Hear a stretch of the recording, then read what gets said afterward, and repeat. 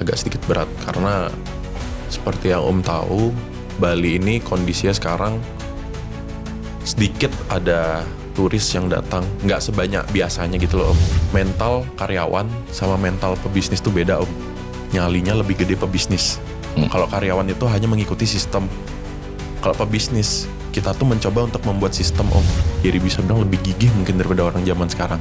Persentase ya Om ya secara anggap aja 100% orang zaman dulu itu anggap aja 80% orang zaman dulu lebih gigih daripada kalau orang zaman sekarang dalam populasi itu mungkin cuma 50% yang gigih. Bali itu adalah salah satu penyetor anggaran pajak terbesar ke pusat. Salah satu Om ya.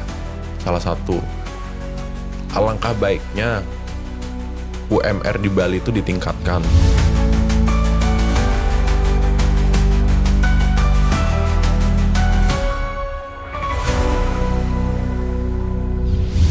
Bicara cerdas pasti ada solusi.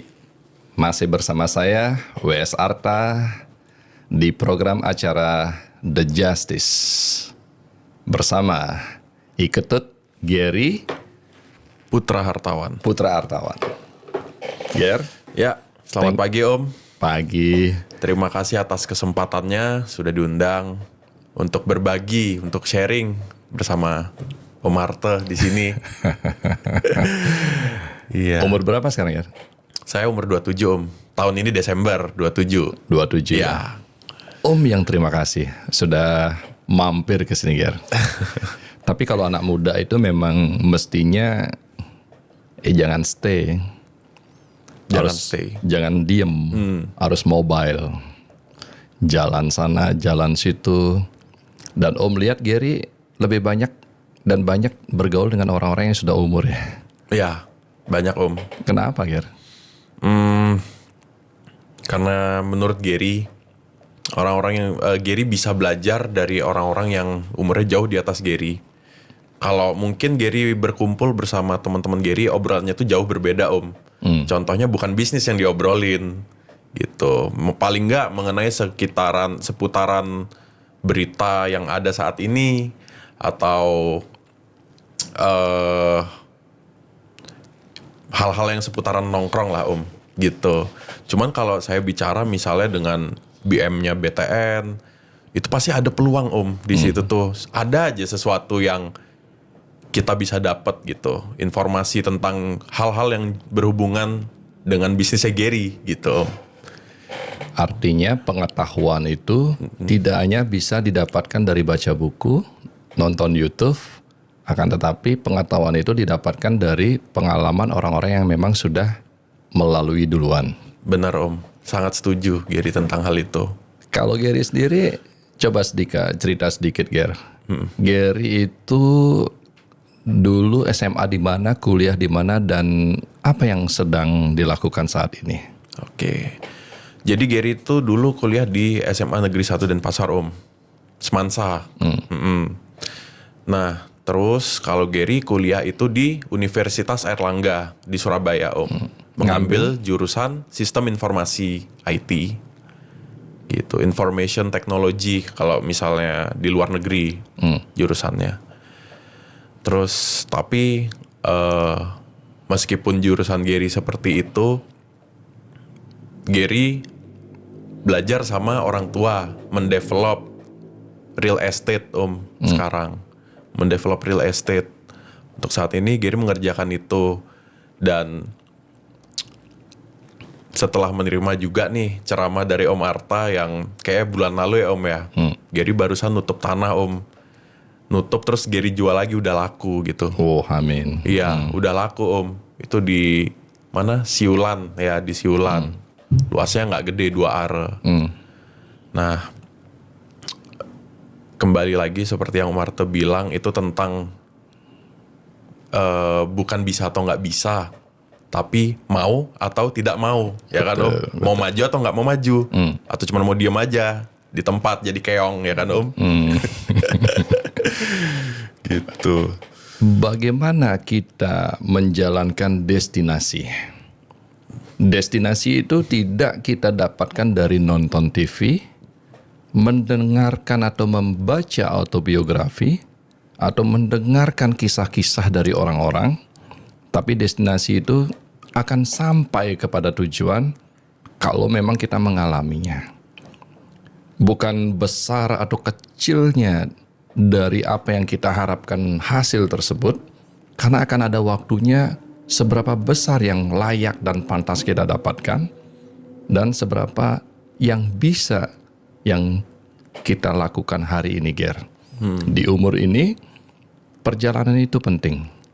Proses itu penting. Oh, Gary beli tanah sendiri, jual tanah sendiri. Itu rasanya beda. Beda, Om. Daripada, yang beliin papa, yang ngelola Gary. Terus nanti yang jual tim. Itu rasanya beda lagi. Beda lagi juga, yang beli umpamanya Om, yang ngejual Gary, dapat fee-nya Gary, itu beda lagi. Semua itu mesti dijalankan dan dinikmati pengalaman tersebut, Gen. Karena apa? Karena kita akan menentukan apa pengambilan keputusan kita di kemudian hari. Nah, Ger, informasi IT. Apa tadi bahasanya? Information technology, Om. Information technology. Ya. Saat ini information technology ini adalah pengetahuan yang memang sangat dibutuhkan sekali. Pengetahuan yang lagi memang harus kita tahu. Pengetahuan yang memang kalau kita tidak tahu akan menjadikan kita ketertinggalan. Seberapa pentingnya informasi teknologi itu, Ger? Information technology ya. Informasi teknologi itu penting banget, Om. Mungkin sekarang bisa dibilang semuanya itu tentang informasi teknologi, Om. Contoh, HP kita programnya itu kan namanya information technology masuknya. Program, terus apalagi ya, banyak hal, Om, tentang itu information technology. Kalau dibilang penting, sangat penting, Om. Gitu, mengenai information technology itu. Kalau Gary sih sebenarnya pingin menggabungkan pengalaman bisnis Gary yang udah berjalan mungkin 4 tahun, 5 tahunan ini sama information technology. Contohnya, membangun suatu sistem informasi di suatu perusahaan itu seperti sistem keuangan, sistem penjualan, itu semua masuk ke sistem informasi, Om. Kayak gitu. Kayak aplikasi itu sistem informasi, seperti itu. Gitu sih, Om. Lebih kepada teknologi administratif ya? Semuanya, Om, segala aspek. Termasuk marketing teknologi juga? Marketing itu termasuk. Oh, kalau marketing itu bisa kita buatkan sistem informasi juga, Om. Contohnya mungkin yang Gary tahu, misalnya marketing menginput dia sedang memfollow up pelanggan A, kan kayak gitu, Om, ya. Nah, nanti kita itu sebagai atasan kita bisa mengontrol, oh dia lagi follow up ini, dia kerja, itu kan dia kerja nih, gitu. Udah sampai mana dia kerja. Nah, itu juga sistem informasi, Om. Itu program itu sistem informasi, gitu. Berarti Om tidak paham ini ya. Dalam ilmu manajemen ternyata ada yang namanya keterkaitan program atau sistem yang memang atasan mengetahui apapun yang dilakukan oleh pekerjanya. Bisa, ada? Bisa, Om. Tentang apa aja? Contoh, pekerja itu setiap hari, anggapnya karyawan A itu melaporkan, Om, setiap hari ke atasan apa saja yang dia lakukan Per hari ini? Per hari ini. Apa saja yang dia lakukan. Jadi nanti atasan itu melihat dari program, ya kan, dari aplikasi, dilihat, oh karyawan A ngerjain ini, oke dia kerja. Karyawan B ngerjain ini, oke dia kerja. Karyawan C, loh kok nggak ada laporan? Ada apa ini, tanda tanya. Nanti dari atasan mungkin menanyakan ke kepala tim marketing mungkin gitu, Om, ya. Kepala tim marketing, ini dia ngerjakan apa hari ini, kenapa dia nggak kerja, gitu. Gitu ya, atasan itu bisa memantau, gitu, Om. Oh. Itu dirancang. Nah, kita merancangnya itulah ilmu sistem informasi. Itu merancang sebuah sistem, merancang aplikasi, itulah sistem informasi gitu. Dan Gary pakai itu dalam membantu Papa dalam menjalankan usaha developer ini. Untuk saat ini belum Om, karena Gary masih belum merasa perlu untuk melakukan itu. Karena kan Gary cuma punya 4 karyawan untuk saat ini untuk di properti Om ya. Dan kebetulan Gary juga ada terus di kantor. Jadi untuk saat ini masih belum perlu. Karena membangun dan memaintenance yang namanya sistem informasi itu cukup mahal juga Om. Oh, Gitu. karena sebelum Om masuk ke sana, karena Om saat ini tertarik sekali yang namanya marketing teknologi. Marketing teknologi. Apa bahasanya itu Om kurang paham. Akan tetapi kan sekarang ada yang namanya jualan di TikTok, jualan di Facebook, Instagram, WA Story, dan di tempat-tempat lain. Nah, apakah membantu Ger kalau kita bicara dunia develop dengan hal-hal seperti itu saat ini? Developer maksudnya. Membantu Om, sebenarnya sangat membantu. Membantu ya. Anggapannya kan semua sudah terdigitalisasi Om ya. Ya kita hampir semua perusahaan mungkin itu harus membangun aplikasinya sendiri. Terus membangun perancangan sistem perusahaannya sendiri. Anggapannya pemantauan dan lain-lain itu Om. Itu kan perusahaan harus tahu itu. Nah kalau dibantu digitalisasi sih lebih baik lagi Om. Contoh deh. Om sekarang menggunakan alat ketik manual sama Om menggunakan Microsoft Word gitu. Lebih simpel mana sih Om? Tentu Microsoft. Ya kan? Microsoft Word. Betul. Karena filenya itu juga bisa kita kirim ke WA nanti. Kita bisa kirim kemana aja. Kita bisa arsipkan secara online, secara cloud. Ya kan? Nah itu. Sedangkan kalau kita menyimpan kertas secara fisik kan anggapannya belum lagi ada resiko nanti kena air, kita harus ngetik lagi. Kalau ini kan kita sudah punya data ya, kita udah taruh di cloud, kita taruh di komputer gitu Om. Segitulah pentingnya Om. Sebuah sistem informasi itu Om. Oke. Kalau sekarang Gary terjun di dunia developer di Bali. Gimana Ger? Menurut Gary properti di Bali saat ini? Untuk penjualan atau dari segi sistem informasi Om? Untuk penjualan. Penjualan, oke. Saat ini itu penjualan rumah agak sedikit berat Om. Agak sedikit berat karena seperti yang Om tahu, Bali ini kondisinya sekarang sedikit ada turis yang datang. Nggak sebanyak biasanya gitu loh Om. Sedikit sekarang yang datang. Mungkin mereka sudah mulai jenuh di Bali karena Bali kan macetnya luar biasa sekarang Om ya. Gitu. Jadi karena yang Gary tahu penghasilan masyarakat sekitar itu kebanyakan dari pariwisata. Kalau pariwisata kita redup, otomatis penjualan yang lainnya juga akan redup Om. Penjualan motor, penjualan rumah, apapun itu pasti redup Om. Karena kapasitas orang untuk belanja berkurang. Gitu. Berarti untuk saat ini properti di Bali lagi kurang baik-baik. Kurang baik-baik aja Om. Kalau Gary sendiri mulai di dunia properti dari tahun berapa ya? Gary itu mulai di properti itu proyek pertama tahun 2021 Om. Sebelum Covid itu. Sesudah Covid ya. Sesudah Covid. Ya. Kebetulan pas waktu itu Gary beli tanahnya masih harga Covid.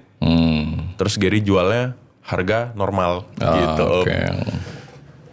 Nah itu pertama. Tapi tetap ada pas waktu itu dorongan dari orang tua untuk nyoba gitu. Gary diajarin sama papa, terus dilepas gitu. Ngurus sendiri dari Gary yang nggak tahu cara nyairin cek Om. Akhirnya jadi belajar sendiri semuanya gitu. Tentang pernotariatan, cara jual beli tanah, terus perpajakan gitu. Akhirnya Gary belajar semua itu karena kedorong itu. Awalnya itu Om. Gitu. Di tahun 2021 ya. 21. Berarti Gary belum menikmati masa kemudahan dan enaknya dunia properti sebelum tahun 2000. 22 baru enak Om. Oh 2000, justru 22. 2010 belum menikmati, masih jauh ya. Si jauh. Enaknya properti itu Ger nih Om, bagi sedikit. Menurut Om, 2010 enak banget ya. Zaman itu Om ya. 2010, 2014, 2015 agak sedikit tertahan, tapi masih oke lah sampai 2019 ya. Gary 2021 umur berapa waktu itu Ger? 2021 4 tahun yang lalu berarti 23 sekitar. 23 tahun. 23 tahun umumnya anak-anak muda kan pinginnya main aja Ger. Gitu ya Om ya. Iya. Jadi nggak tahu loh Om. Waktu itu pulang dari Surabaya ke Bali langsung membantu papa. Pas waktu itu ya langsung membantu. Ya kan. Kamu daripada diam, mending bantu papa dulu deh. Kamu belajar. Kamu papa kasih ini tanah, kamu ambil kredit di bank, terus kamu urus sendiri. Papa ngomong kayak gitu Om. Pakai kredit di bank. Iya. Di bank Om, ngambil kredit tuh awalnya Om. Terus begitu jalan sekitar 1 tahun baru mulai suka Om. Ngembang. Setelah 1 tahun baru suka Baru suka. Soalnya konsumen datang terus gitu Om. dan dapat cuan. Dapat cuan. Langsung kare. Itu yang bikin suka Ger. Iya itu yang bikin suka Om. Ya kan. Terus ternyata asik juga. Sebelumnya di Surabaya sempat main-main properti. Enggak. Gary sebelum itu malah jual beli komputer Om. Oh. Jual beli komputer Om. Pas waktu itu. Kalau Gary lihat Surabaya, Bali, anak-anak muda yang berbisnis dan bekerja itu ada bedanya nggak ya? Dengan anak-anak muda yang ada di Bali, dengan anak-anak muda yang ada di Surabaya. Kalau di Bali, kalau ini ya Om ya, secara global dulu ya, nggak ngomong Bali sama Surabaya ya. Mental karyawan sama mental pebisnis tuh beda Om. Nyalinya lebih gede pebisnis. Kalau karyawan itu hanya mengikuti sistem. Kalau pebisnis, kita tuh mencoba untuk membuat sistem Om. Gitu sih Om. Yang Gary lihat ya Om ya. Kalau menurut Om Arta sendiri gimana Om? Ya memang betul. Kalau anak muda itu kan harusnya, kalau Om sendiri, ini kan Om belum bertanya, apakah tidak Gary berpikir untuk bekerja untuk supaya meringankan yang namanya risiko yang ada dalam kehidupan. Karena kalau pebisnis namanya membuat sistem dan apalagi mencoba, itu ada risiko besar di situ. Makanya mentalnya Gary apakah tidak mau bekerja apa langsung memang karena kesempatannya berbisnis saat ini? Ya, karena memang kesempatannya berbisnis, Gary maunya berbisnis aja sih Om. Berbisnis. Iya, Berarti udah siap dengan risikonya. harus siap Om. Karena siap dengan risiko dan mentalnya udah di situ, berarti sudah dengan logik sistem tersendiri. Hasrat ini yang penting, Ger. Pertanyaan Gary tadi ke Om, gimana? Kalau menurut Om, gimana sih Om? Yang tadi kan Om ya, gimana kalau misalnya gimana mental pebisnis dan mental karyawan di Surabaya dan Bali? Tapi kalau Gary kan nggak mau jawab nih Om, antara Surabaya sama Bali. Gary mau jawab secara global aja nih. Ini anak muda yang cerdas nih. Gitu Om. Hasrat, Ger. Hasrat, lingkungan, itu akan membuat perbedaan tersebut. Oh, Gary hasratnya karena sudah hasratnya menemukan yang namanya cuan, perjalanan, pengalaman, berarti ada gairah di situ, Ger. Kalau sudah ada gairah, apapun tantangan dan challenge-nya, itu Gary anggap bukan permasalahannya. Akan tetapi di situ challenge-nya, karena lingkungannya. Nah, kalau umpamanya lingkungannya belum, challenge-nya tidak ketemu, nah di situ bahayanya anak muda ini. Makanya anak muda, menurut Om, hati-hati juga dalam sebuah pergaulan. Karena pergaulan itu kan sangat penting sekali menjadikan dirinya dia ini siapa saat ini. Coba dulu pergaulannya, Gary, kamu ngelamar kerja dulu. Pasti mengelamar kerja. Berarti tidak punya kesempatan menjalankan properti yang setahun Gary bilang baru menikmati. Karena dirimu bekerja dulu. sekarang gini. Gary sekarang berbisnis di Bali. Kalau Gary lihat sebagai anak muda, otomatis dunia developer itu kompetitornya kebanyakan orang-orang yang sudah dewasa. Benar. Ya. Gary menganggap mereka itu sebagai kompetitor atau sebagai apa? Gary menganggap mereka itu sebagai kompetitor sekaligus sebagai suhu. Karena Gary nggak menganggap diri Gary sudah lebih berpengalaman dibanding dan lebih hebat dibanding mereka gitu Om. Pasti kalau Gary ketemu sama mereka, Gary berpikiran bahwasannya pasti ada nih yang saya bisa pelajari nih dari beliau. Pasti ada nih gitu. Dari developer yang udah sukses nih Om. Gitu. Keausan akan pengetahuan, Ger. Keausan akan pengalaman itu adalah bagaikan ruang kosong yang mau diisi. Nah, harusnya Gary anak muda berpikiran demikian. Memang waktunya berpikiran demikian. Suatu saat nanti, bila mana Gary mengalami pengalaman yang begitu banyak, tatkala kita tetap punya berpikiran hal yang sama, di situ susahnya, Karena kita akan berubah. Kalau umpamanya nanti kita punya pengalaman sudah menyelesaikan 20 proyek atau 10 proyek, kesombongan itu muncul, keangkuhan itu muncul. Sehingga kita tidak punya yang namanya standarisasi berpikir apa? Belajar. Tidak punya yang namanya standarisasi berpikir apa? Mendengar. Karena kita sudah sok tahu. Buat apa belajar lagi? Nah, Gary sebagai anak muda, di situ Gary mendapatkan sesuatu yang baru, Om. Pengetahuan yang baru, cara berpikir yang baru, dan bahkan cerita-cerita yang baru. Tapi tadi Om mendengar Gary bicara, Om, di Bali saat ini pemasaran daripada properti tidak baik-baik. Karena macet. Karena Bali adalah penghasil Pariwisata. Masyarakat sekitar itu lebih ke berpenghasilan dari wisata. Ya, oke. Kalau sekarang Bali, anggaplah Gary sebagai anak muda. Menurut pandangan anak muda ini, kenapa Bali bisa seperti itu, Ger?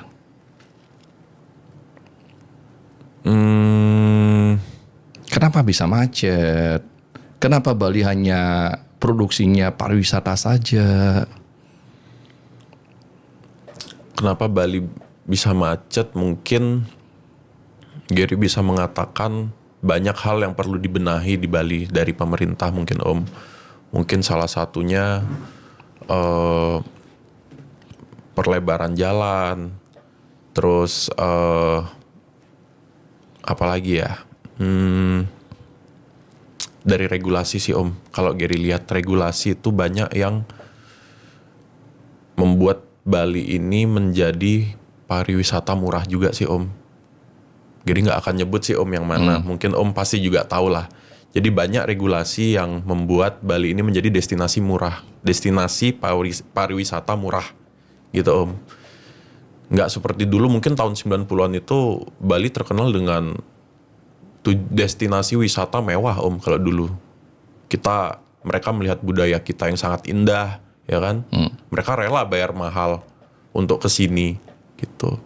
Tapi kalau sekarang ini udah jadi seperti destinasi wisata komersil Om, Bali gitu. Terus banyak ketidaknyamanan.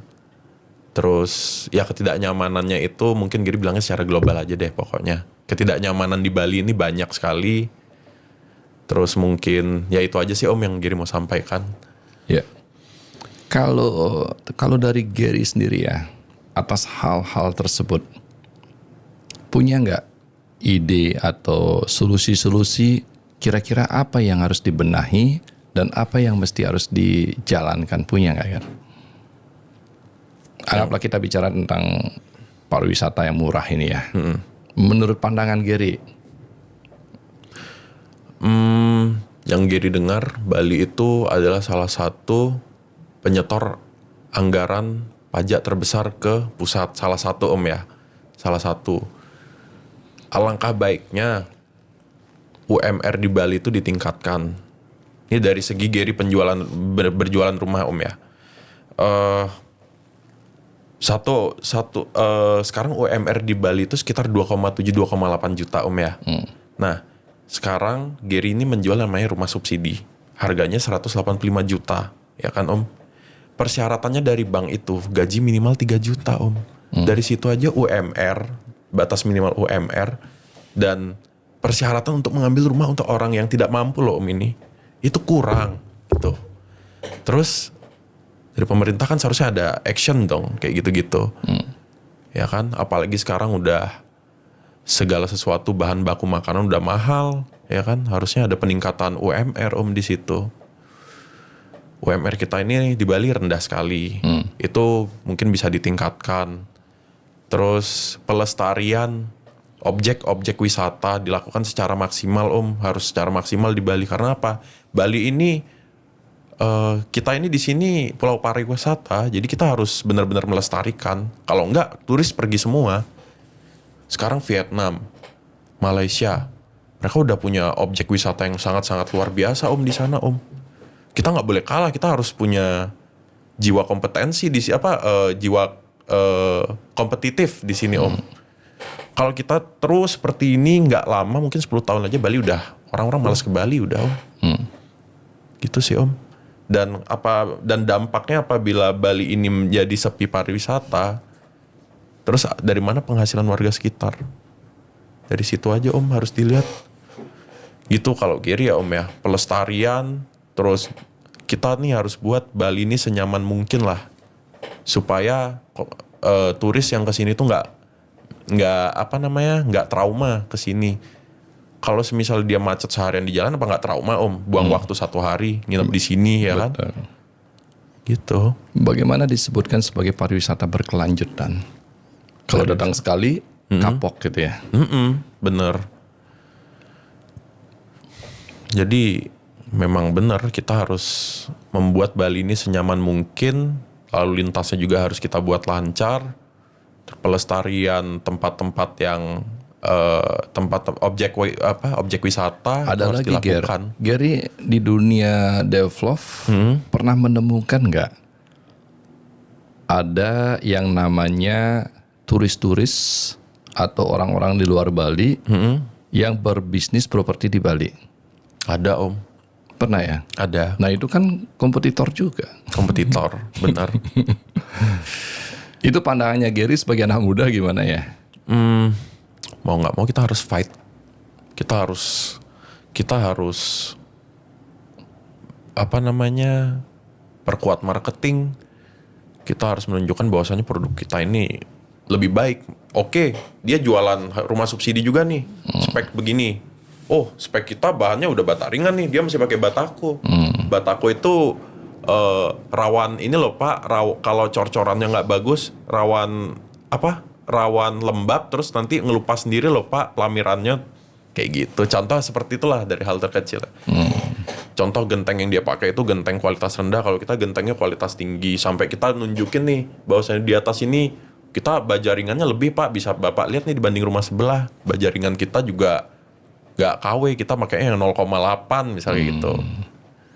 Gitu Om. Berarti meningkatkan kualitas. Untuk menjadi pemenang dalam kompetisi, tentu harus menjaga yang namanya standarisasi.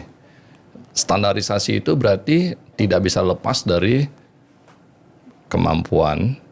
Kemampuan itu apa? Kemampuan daripada SDM kita atas market, kemampuan atas standarisasi dari yang kita jual atau kualitas diperbaiki. Gitu ya. Ini kalau anak muda ya memang berpikirannya positif.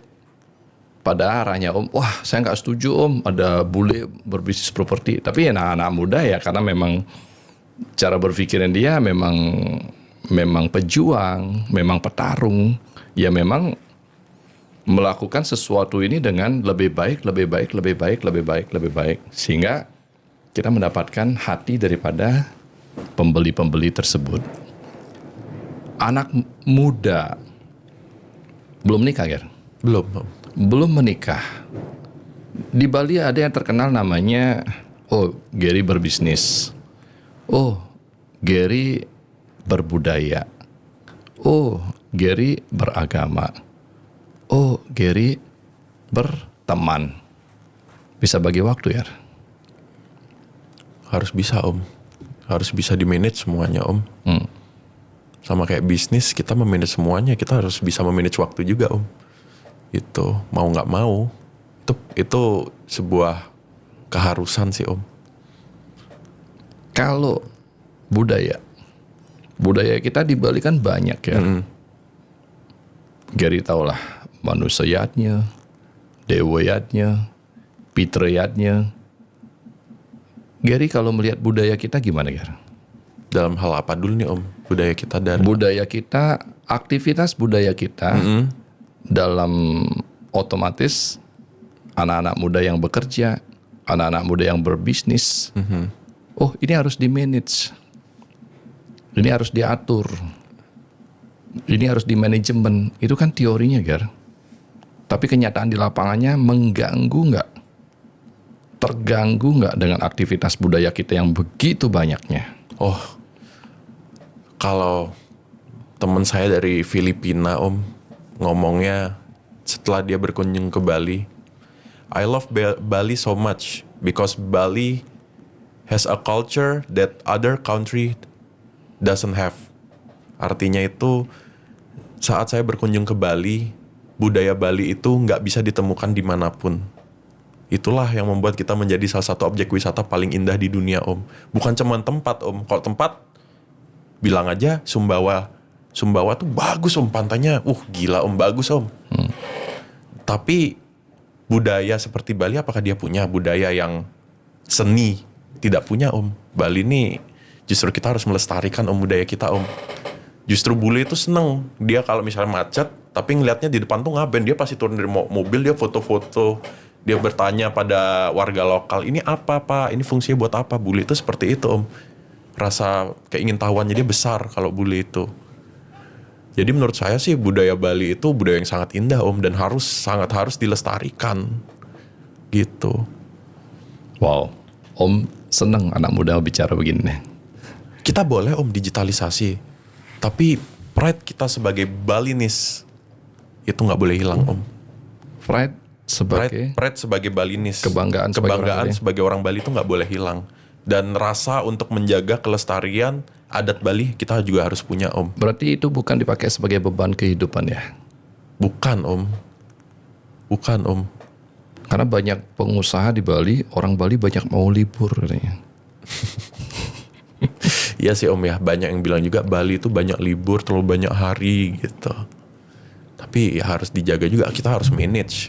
Kalau misalnya emang banyak liburnya orang Bali, ya anggapannya pekerjaannya harus selesai. Pokoknya intinya bobot pekerjaan anggapannya nih orang Bali, orang Jawa, orang Kalimantan, semuanya harus bobot pekerjaan yang dilakukan harus sama 100% semua. Kalau dia nanti besok libur, hari ini harus sudah selesai semua tugasnya. Kayak gitu om. Resiko banyak libur, resiko pekerjaan numpuk. Gitu sih om. Kalau Gary memandangnya seperti itu. Iya. Yeah. Nah, kalau anak-anak muda minum kan? Izin om ya. Iya. Kalau kehidupan anak muda di Bali, menurut Gary sendiri, lebih banyak positifnya apa lebih banyak main-mainnya? Di Bali om ya. Kalau sekarang om ya, kalau dari cerita orang tua dengan zaman sekarang, mungkin dikarenakan adanya mobile game om ya. Mobile game-game yang di HP itu om. Kadang orang itu nggak bisa manage waktu. Kebanyakan main game itu sampai larut gitu om. Kadang sampai lupa pekerjaan gitu. Terus kalau zaman orang tua itu orang kan bingung mau ngapain. Pasti pada endingnya mereka tuh bekerja om. Dampak itu lebih ke situ gitu dampaknya om. Makanya mungkin orang zaman dulu itu lebih, ya bisa bilang lebih gigih mungkin daripada orang zaman sekarang. Persentase ya om ya secara anggapnya 100% orang zaman dulu itu anggapnya 80% orang zaman dulu lebih gigih daripada kalau orang zaman sekarang dalam populasi itu mungkin cuma 50% yang gigih. Kebanyakan itu cuma main, menikmati uang orang tua, seperti itu sih om. Yang Giri pandang ya om ya, dengan banyaknya yang seumuran Gary seperti itu. Karena untuk menghabiskan waktu di zaman sekarang sudah banyak orang menghabiskan waktu di alat yang kecil ini ya. Iya, alat kecil itu Om. Waktu kita Bisa positif, bisa membawakan dampak positif, bisa membawakan dampak yang sangat negatif. berarti ini yang lebih berbahaya ya daripada lingkungan kita sendiri, karena kita saat ini bertatap muka bertemu pun terbatas. Benar. Lebih menghabiskan waktu di handphone Handphone. atau di gadget. Sarannya Gary apa, Ger? Mengenai handphone ini? Carilah informasi yang berguna, hindari informasi yang negatif. Nah, dan jangan terlalu gampang percaya dengan berita-berita hoax. Pokoknya intinya sih manajemen diri sendiri sih Om. Pembatasan waktu kita boleh berapa lama nih main. Oke, refreshing habis kerja nih berat. Berapa lama kita boleh main. Nah, dari situ kita harus bisa memanage Om. Kalau dari situ kita nggak bisa memanage, lupa kita main terus kita Om. Gitu. Om setuju tuh, Ger. Teorinya memang seperti itu. Tapi apakah bisa dilakukan? Ya kan? Om sebagai orang yang udah dewasa ini paham waktumu, bijaklah dengan handphone, pergunakan handphone dengan informasi-informasi yang penting, dan handphone ini dimanfaatkan memang seperlunya. Itu Gary sampaikan ke kita begitu mudah dan teori. Kenyataannya kemarin-kemarin Om sampai punya kata-kata, kok kita dibunuh ya oleh handphone ini. Capek sekali, Ger. Tapi kalau nggak ngelihat dia, ada yang kurang. Benar. Nah, saat ini Om kayak candu dengan handphone. Kayak candu, ketergantungan, dan sangat ketagihan sekali. Disadari apa tidak disadari? Kalau jawabnya Om, ternyata tidak disadari, Ger. Kita larut begitu saja habis waktu kita di handphone ini. Dan Om menyadari ini semua di tahun 2025 coba. Seumuran Om. Baru bangun yang kita lihat dulu handphone. Sedikit-sedikit waktu luang kita, otak kita refleks handphone. Nah, ternyata ini adalah candu yang memang sangat berbahaya sekali. Om setuju ini. Mudah-mudahan anak-anak muda dengar, anak-anak Om juga dengar. Ternyata sesuatu yang kita tidak sadarin yang bukan penghancur hidup kita adalah yang bisa menghancurkan hidup kita. Ini dia. Dan per 2025, Ger, Om sampai batasi dirinya Om hanya boleh menghabiskan waktu di handphone ini 2 jam saja. Kalau mendapatkan informasi yang bermanfaat dan berguna atas pengetahuan, Om lihat laptop. Habis, Ger, keasikan. Iya benar. Handphone itu bisa membawakan dampak yang sangat positif terhadap kita. Contoh kita bekerja di WhatsApp. Sekarang kita kerja itu dari WhatsApp-nya udah cukup ya kan. Memanage karyawan dan lain-lain. Dari WhatsApp kita berkomunikasi kan udah cukup Om ya. Cuman kalau misalnya kita di waktu kerja kita main game, pulang kerja main game, udah waktu tidur kita main game. Contoh kayak gitu Om ya. Itu hal yang gak bagus. Nah makanya kembali lagi di zaman digitalisasi ini kita harus smart, kita harus bisa memanage diri kita supaya kita itu nggak rusak gitu. Nah, oke. Om tadi, Bali yang memiliki penghasilan atas pariwisata. Ya? COVID, karena pariwisata nggak jalan, Bali berantakan. Karena penghasilan utamanya hanya pariwisata. Kenapa ya? Atau Om bisa bertanya nggak, atau Gary punya bayangan nggak sebagai anak muda, kenapa pemerintah kita hanya memiliki pariwisata sebagai penghasilan utama kita? Apakah tidak ada sektor-sektor lain yang menjadikan bahwa bule ini datang atau turis ini datang ke Bali, pengunjung-pengunjung entah itu domestik atau luar negeri, datang ke Bali itu bukan sekedar hanya melihat Bali sebagai panorama, budaya, atau histori, akan tetapi melihat Bali atas kebutuhan berbisnis, atau Bali atas kebutuhan untuk cuan. bisa nggak ya selain pariwisata? Anggaplah kemarin Om dengar nih, ada resolusi bagus. Oh, ndak waktu kain ndak gitu ya, kain ndak yang dari kelungkung. Ini sekarang udah mendunia, Ger. Berarti orang datang ke Bali bukan sekedar berkunjung, tapi mencari kain ndak untuk dia bawa ke luar negeri. Dulu orang datang ke Bali mencari furniture untuk dia bawa ke luar negeri. Dulu orang datang ke Bali ada yang namanya berbisnis. Tapi sekarang orang datang ke Bali berpariwisata. Anggaplah kemarin Om suka dengar itu. Oh, orang datang ke Bali, bule temannya Om, dia pingin ke dokter gigi karena lebih murah. Sama kayak kita datang ke Vietnam, di situ check up banyak teman-temannya Om yang check up ke Vietnam jauh lebih murah, lebih akurat, lebih baik katanya. Bisa nggak ya Bali seperti itu, Ger? Bali seperti itu ya. Kalau dari Gary, kayaknya sih masih bisa Om ya. Masih bisa. Kebetulan teman itu ada yang main di furniture Om. Dia banyak ngirim ke luar negeri. Cuman mungkin dari pemerintah mungkin harus mendorong. Pemerintah harus mendorong program-program apa yang membuat kita masyarakat sekitar itu bisa menerima proposal bisnis dari luar negeri Om. Mungkin ya Om ya. Kalau yang dari Gary lihat seperti itu. Karena mungkin dari pemerintah sekarang itu masih kurang mendorong UMKM atau pemerintah sekarang itu masih agak sedikit mempersulit mengenai ekspor sih Om. Gitu. Yang Gary dengar Om ya, ini hanya sekedar pendengaran Gary aja gitu. Iya. Gitu. Kalau seandainya nih, berandai-andai, Gary dikasih kesempatan untuk memajukan Bali, untuk mengelola Bali, apa yang akan Gary lakukan? Pertama sih mengenai regulasi UMKM itu jangan cuman berskala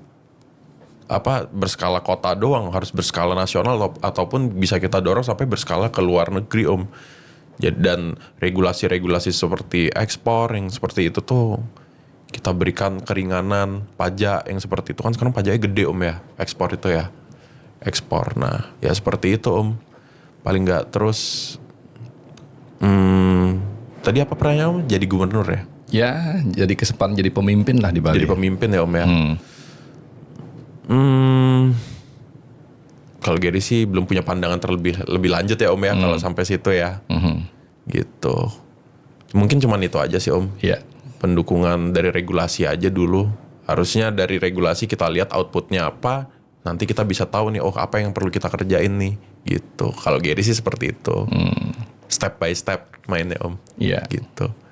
Tahapan-tahapan lah ya. Kalau umpamanya orang regulasinya sudah dimudahkan dan digampangkan sehingga investasi pun orang-orang pada datang ke Bali. Benar. Gitu. Dengan investasi datang ke Bali berarti membuka peluang pekerjaan. Dengan membuka peluang pekerjaan berarti akan mendatangkan atas produk-produknya yang dia hasilkan tersebut, datanglah orang-orang luar Bali untuk melakukan pembelian tersebut. Sehingga roda perputaran semakin baik. Benar. Gitu Gary ya. Kalau Gary sendiri bekerja iya, sekolah pernah keluar daerah, terbiasa berkompetisi, terus menganggap kompetitor itu adalah investasi pengetahuan. Karena Gary di dunia developer bergaul dengan orang-orang dewasa, Gary tidak menganggap itu kompetitor gitu tadi. Tapi justru Gary mendapatkan pengetahuan dari mereka. Iya, belajar aja dari mereka. Siapa tahu cara mereka kita kembangkan, kita bisa jadi lebih ya kan. Betul. Nggak ada yang tahu Om ya. Kalau Gary dikasih ini, ayo Ger, ajak anak-anak muda untuk berbuat atau melakukan apa saat ini demi masa depan.